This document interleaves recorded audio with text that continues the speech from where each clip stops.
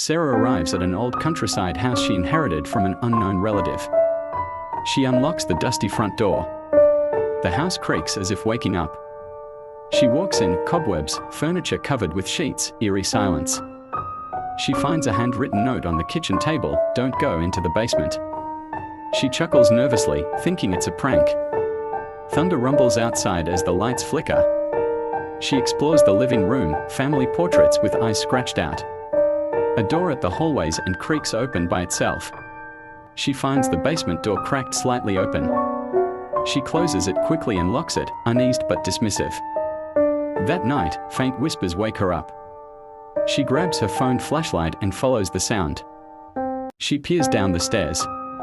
Pure blackness. A voice whispers her name, Sarah. She slams the door shut and retreats. She starts researching the house history online. Finds an old article, family of 4 mysteriously vanished, only child survived. Sees a photo. The child looks just like her. Her hands shake. She calls a friend but there's no signal. Goes outside to check, signal bar appears, call drops anyway.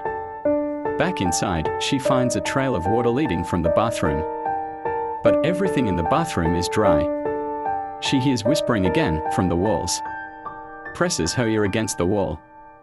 A faint scream. She pulls away, breathing hard. Then again. Knock, knock, knock. Something beneath. She wedges a chair under the basement doorknob. Hides in her room, shaking. That night, dreams of someone standing at the foot of her bed. Wakes up. But basement door wide open. She arms herself with a knife and heads downstairs. The basement is cold and the light bulb flickers.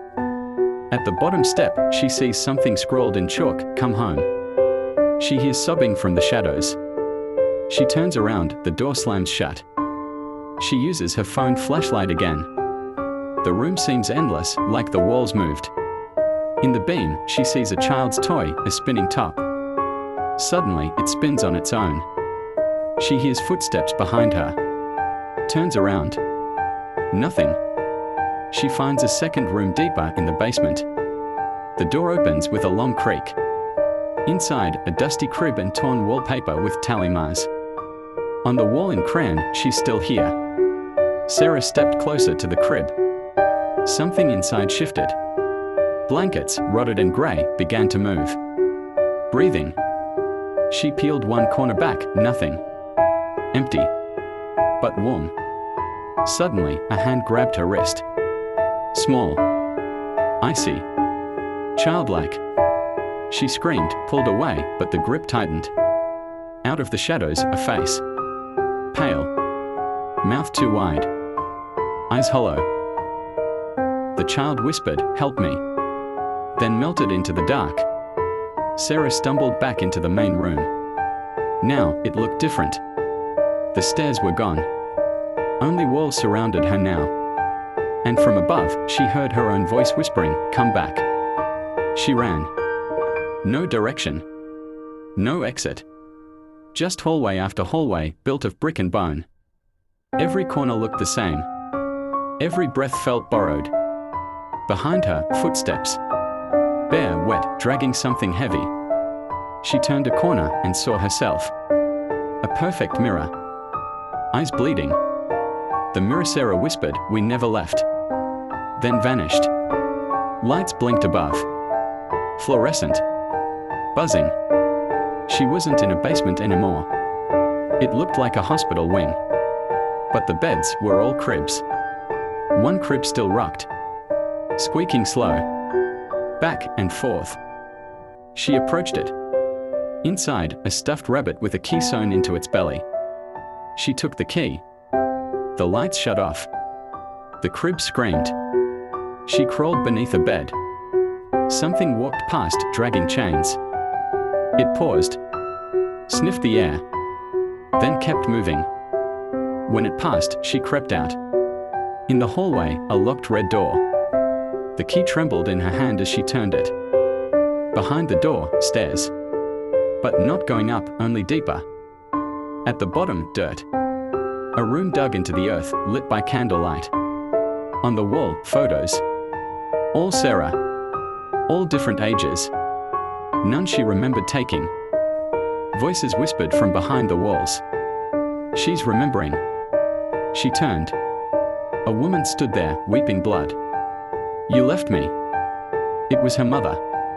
Or something wearing her face. Sarah backed away. You're not real. Her mother smiled, teeth like glass. You were the first to run, the woman said. Now we all wait for you. Sarah fled again, through a passage of mirrors. Each reflection twisted. One showed her still in bed.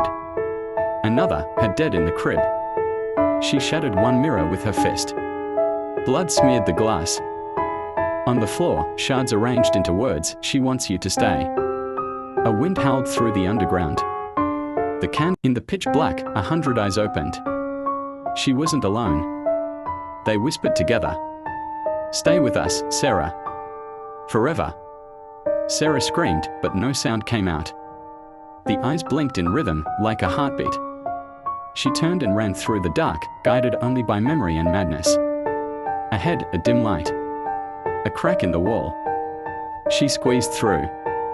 Inside, a child's room. Her room. From when she was 6. Same teddy bear, same wallpaper, and the same music box, still playing. L. It clicked open by itself. Inside, a note. You knew. You forgot. Suddenly, a figure on the bed sat up. It looked like her, but hollowed out. The child Sarah pointed at her. You locked me in. Sarah screamed. The room twisted, pulling her into the past. She woke in a memory. Her younger self standing at the top of the stairs. A voice yelled from the basement. Crying. Screaming. Little Sarah ignored it. Turned the radio up louder. The grown Sarah tried to scream at her younger self, but she couldn't be heard. The child looked up suddenly and stared right at her. I remember now, she whispered. And the house groaned. She was yanked from the vision, gasping, sobbing on cold stone. The basement now had walls made of hands. Reaching. Grasping. They didn't hurt her. They were trying to hold her still. In the center of the room, the floor opened into a pit. From the darkness, something climbed out. It had no face. Just long hair, brittle bones, and voices stitched into its skin. Sarah backed away, the hands held her tighter. The thing spoke. You forgot what you did. But we never did. Images flooded her mind. Screaming. A locked door. Silence. She was the survivor. She left the others behind. A locked basement. A family screaming. And Sarah running away. She had buried it. But the house remembered. The creature lunged forward, but not to harm her. It placed its forehead to hers. A whisper passed between them. You can end it. Then it vanished and the hands let go.